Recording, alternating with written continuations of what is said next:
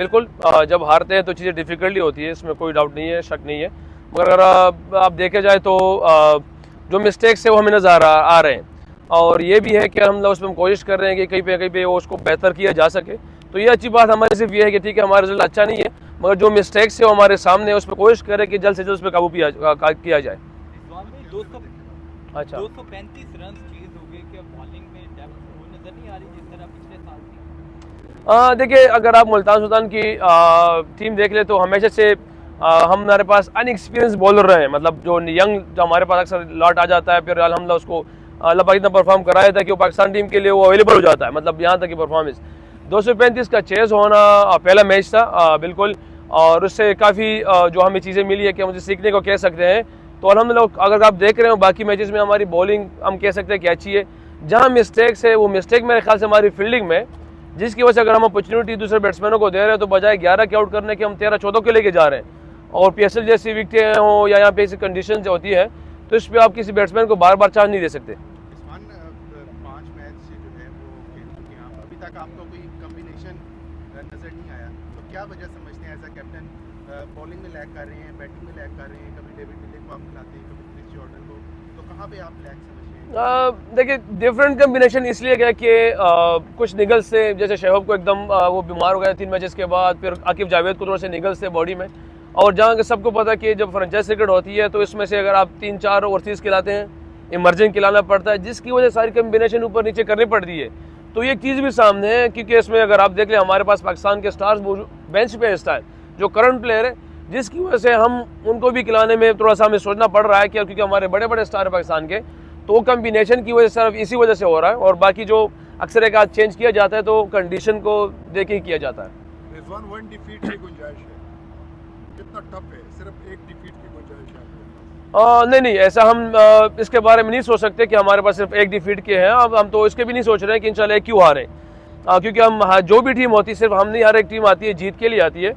और मगर जिस तरह अभी सब देख रहे हैं कि जिस तरह पॉइंट टेबल चल रहा है, तो हमें तो बिल्कुल क्या कहते हैं, हम सिर्फ एक मैच सोच रहे हैं, मगर हमें परेशानी इस बात की नहीं हो रही जो पॉइंट टेबल है, क्योंकि हमारी जो नीचे की जितनी भी टीम है एक ही तरह है।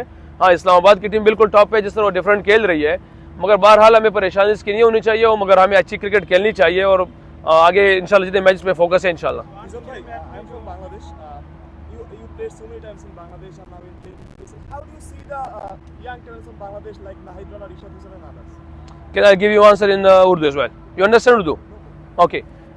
Rishad, Nahid is like sorry. Nahid जो है ना वो बहुत अच्छा प्लेयर है, बहुत अच्छी तगड़ी बॉलिंग की है नाहिद राना ने, मगर अभी अवेलेबल देखा नहीं है टूर्नामेंट में, पता नहीं क्यों, अल्लाह वाला मुझे नहीं पता। मगर रिशाद की बात की जाए कि वो बहुत तगड़ा स्पिनर है, उसने बहुत अच्छी बॉलिंग की है। सबको पता है कि पीएसएल स्टैंडर्ड बहुत हाई है। अगर इस स्टैंडर्ड में जिस तरह वो बॉलिंग कर रिशाद और लाहौर के अंदर का प्रायोरिटी बन चुका है, तो इट मीन्स कि वो बहुत हाईली प्लेयर है बांग्लादेश के लिए भी।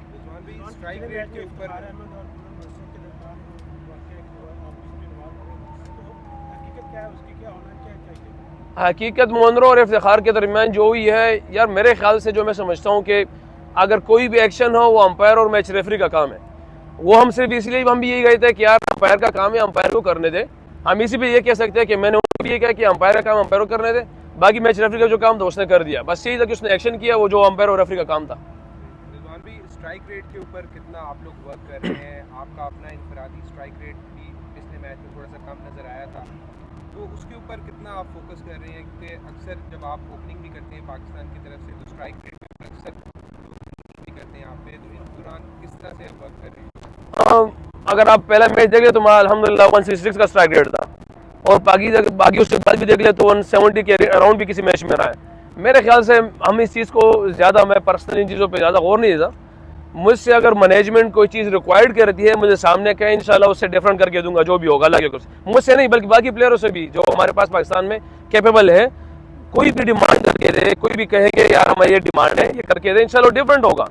मगर जहाँ तक बात यहाँ की आएगी कि यार हम सिचुएशन को देके, वेदर्स को देके, कंडीशन को देके, पोजीशन को देके, तो उस हिसाब से जब अपनी रिक्वायर्ड देखते हैं कैसे तरीके से अपनी टीम को बेस्ट दे सकते हैं, अपनी टीम को जिता सकते हैं। इंसान है, हम कमज़ोर हैं, हमसे गलती हो सकती है, एक चीज़ हम जो कर चाह रहे शायद उसमें सक्सेस हो या ना हो, मगर अपनी चीज़ों के मुताबिक, अपनी अकल और उसके मुताबिक, तो उसके मुताबिक हम अक्सर जगहों पे देखते हैं कि यार जगह उस चीज़ की डिमांड क्या है, 20 का 90 का, अगर हम तैयारी कर रहे थे, अगर इंटरनेशनल क्रिकेट देख लें तो हमारी तैयारी 220 प्लस की थी, अमेरिका में पहुंच के 109 119 चेज नहीं हो रहा था। तो ये कुछ चीज़ों को ऐसे देख के बैलेंस ही करना चाहिए कि यार वो आपको हर चीज़ में खेलना आना चाहिए।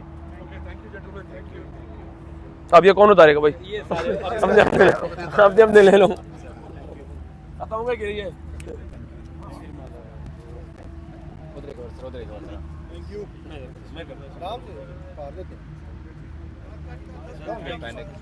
अरे भाई तुम्हारी नमाज निकल रही है।